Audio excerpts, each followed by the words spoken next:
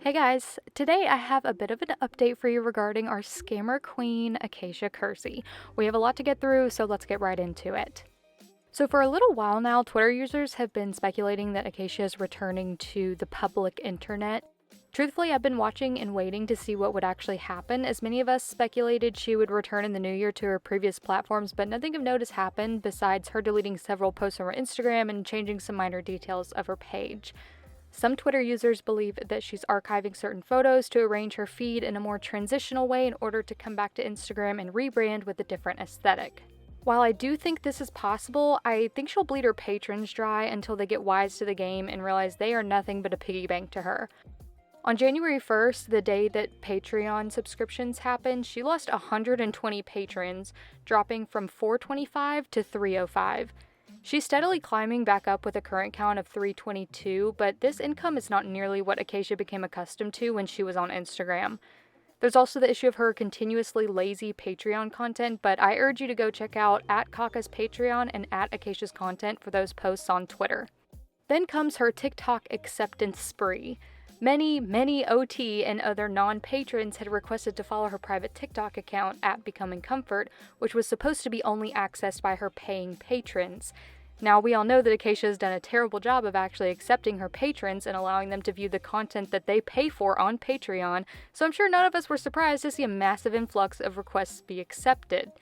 Some speculate that she accidentally went public, allowing all the requests to automatically be accepted, and then went private again. Others think she let everyone in so she could do TikTok lives where viewers can donate monetary gifts. But everyone, just like me, is rolling their eyes and laughing at this predictable failure.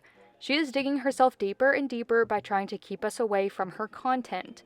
Whatever the truth is, it's clear to see that all these hoops she's jumping through to keep her content private is number one, not working, and number two, suffocating her online career. Acacia needs us. Acacia needs a community of people to talk about her to keep her dying internet stardom on life support. I'm planning a whole video where I detail what I think would fix Acacia's career, but I have a few other things to get through before I publish that, so just keep an eye out for it. And now she's deleted OnlyFans. OnlyFans doesn't publish as much data as Patreon does regarding numbers, so it's impossible to know how many subscribers she had on there or how much money she made. But if we're using her other paid subscriptions as a baseline, I don't suspect it was a lot.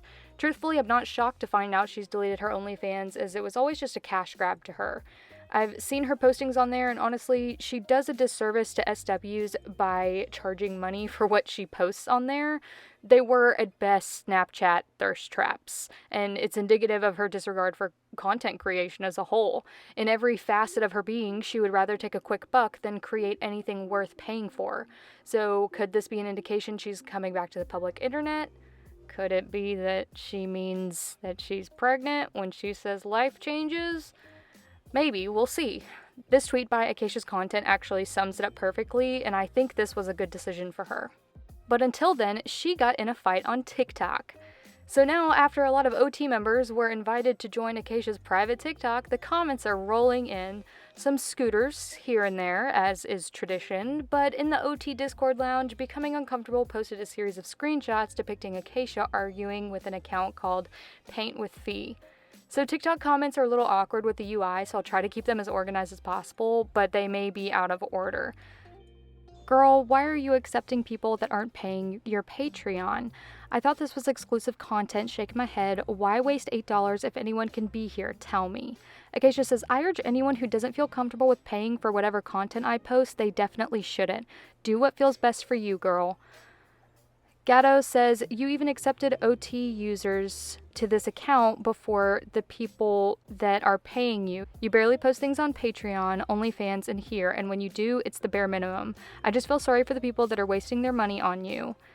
Acacia says, I never accepted OT people before Patreon people. That just means they are also subscribing to my Patreon. No need to spread lies. That's not the truth, Acacia.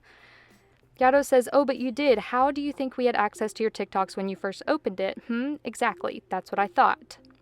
Acacia says, because there's someone that pays for my Patreon even though I've blocked them 3 times and they post all of my content either way. Was having a lot of difficulty getting everyone accepted and tried a few different options. Truthfully, people aren't purchasing my TikTok. That's also not the truth, Acacia.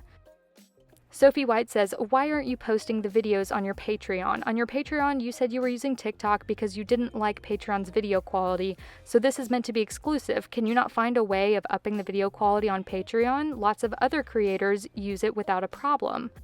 Gatto says, really, how hard can it be to accept people? If I remember well, a lot of your subscribers asked you several times to accept them. Acacia says, girl, you're not even a subscriber, so you're fighting because you got accepted? Then you shouldn't have even requested. Sophie White says, this doesn't make sense at all. Why not just post these videos on your Patreon? It isn't fair to your subscribers. Gatto says, no fighting, girly, just spreading facts, but you're used to lying, so I don't expect you to understand or accept you're in the wrong.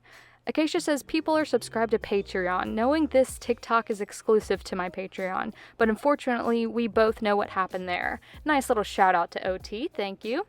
Sophie says, okay, so if this isn't exclusive anymore, could you just make it public or post on your main? Will new patrons have to wait for you to accept them again? And honestly, everybody is right.